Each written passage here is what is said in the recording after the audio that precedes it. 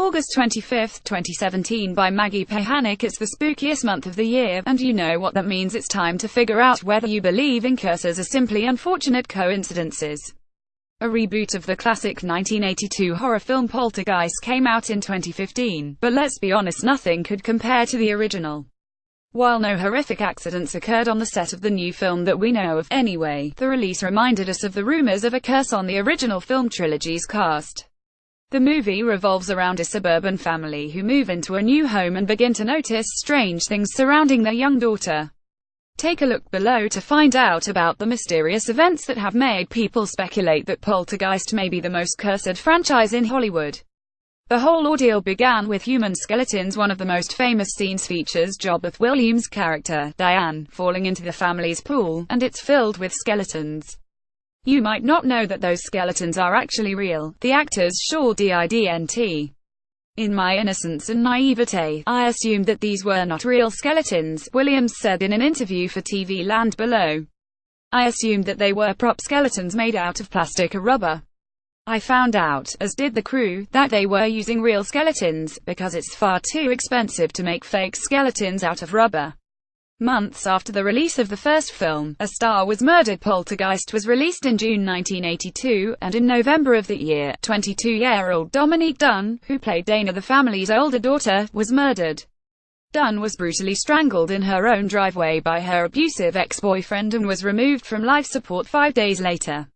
An exorcism was performed on the set of the sequel. Concerned about the use of real skeletons on the set of the first film, Native American actor and Poltergeist 2: The Other Side star Will Sampson performed an exorcism on the set of the second film in 1984. According to Williams, he went to the set late at night by himself to do it.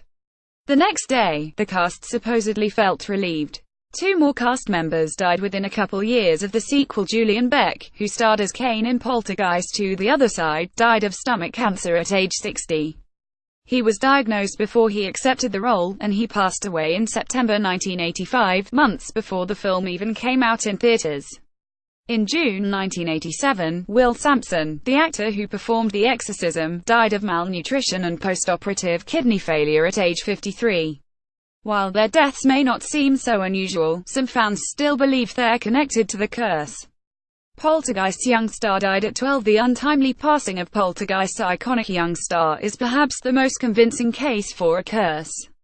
Heather O'Rourke, aka Carol Ann, who said the famous line, "The hero was incredibly young when she died of cardiac arrest and septic shock caused by a misdiagnosed intestinal issue." She died in February 1988 at 12, several months before the release of Poltergeist 3, the final chapter in the original series. One cast member barely escaped death. Richard Lawson was aboard US Air Flight 405 when it crashed into Flushing Bay in March 1992. A total of 27 people out of the 51 on board were killed. Lawson survived, but the event is yet another reason people claim the movie is cursed. In 2009, a cast member was brutally murdered. Lou Perryman played the small role of Pugsley in the original film. He was 67 years old when a recently released ex-convict killed him in his own home with an axe. What do you think? Is it a curse, or simply a series of terrible events? Image source: Everett Collection, page 2.